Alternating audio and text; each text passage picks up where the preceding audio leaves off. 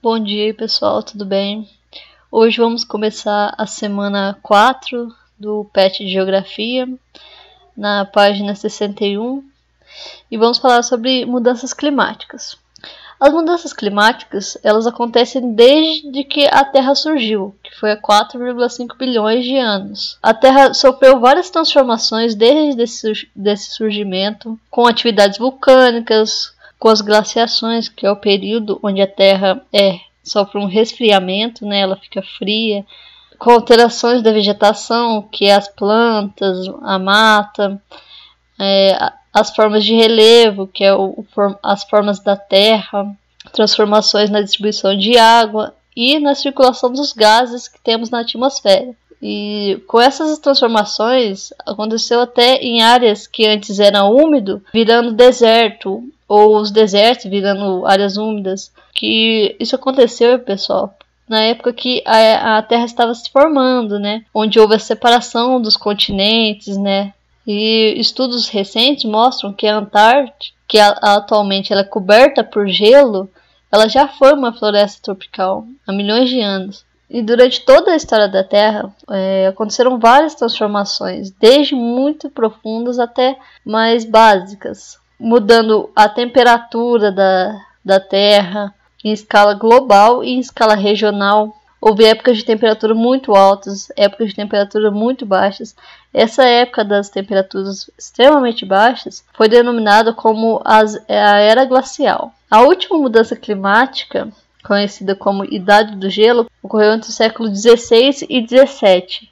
E nesse período que a Europa passou por sucessivas ondas de frio, o que acabou contribuindo para a crise de fome e com isso também as revoltas sociais. Então podemos ver, pessoal, que as mudanças climáticas na Terra vêm ao longo de toda a história, não é de agora. Mas podemos ver outros tipos de mudanças que ocorrem devido à atividade humana, onde acontece a aceleração das mudanças climáticas em escala mundial, regional e local também. E nesse capítulo nós vamos falar um pouco dessas alterações que acontecem devido à atividade humana.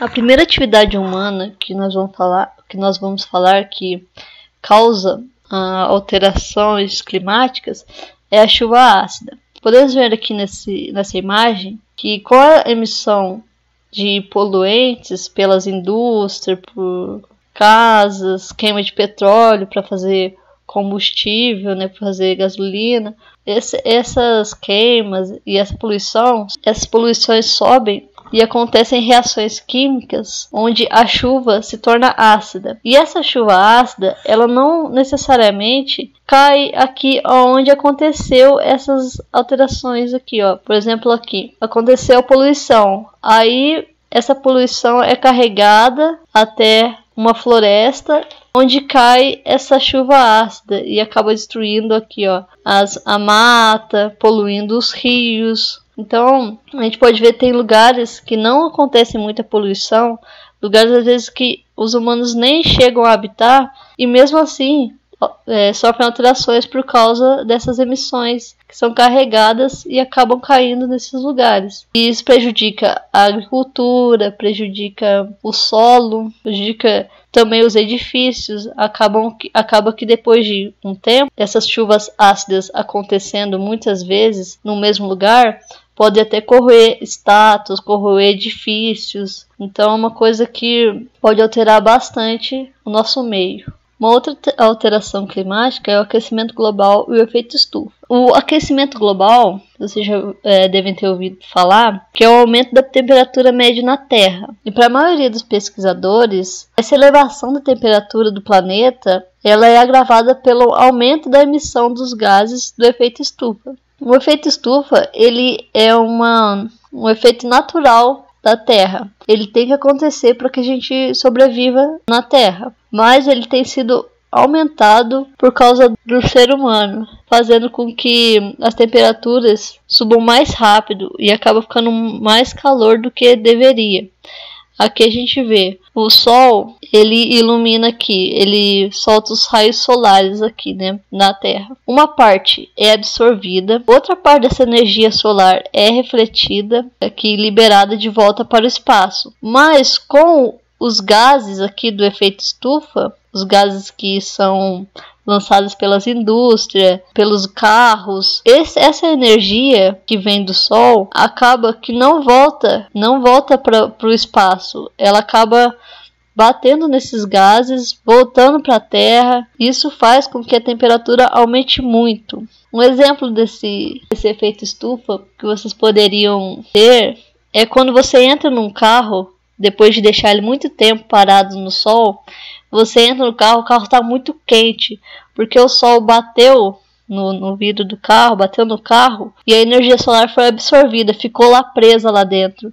Então é mais ou menos isso que acaba acontecendo com o nosso planeta. Também temos as ilhas de calor. As ilhas de calor acontecem em zonas urbanas. Muitos de vocês já devem ter ouvido falar, um avô, uma avó, algumas pessoas mais velhas falando que em Poços antigamente era mais frio, que a água até congelava nas torneiras. Esse aumento da temperatura em Poços acontece por causa que temos muito mais áreas urbanas hoje em dia, né? Antigamente tinha muito mais floresta, muito mais mato. Hoje em dia quase tudo já virou cidade, né? Já tem muitos prédios, muitas casas. O concreto absorve o calor do Sol e faz com que fique mais quente.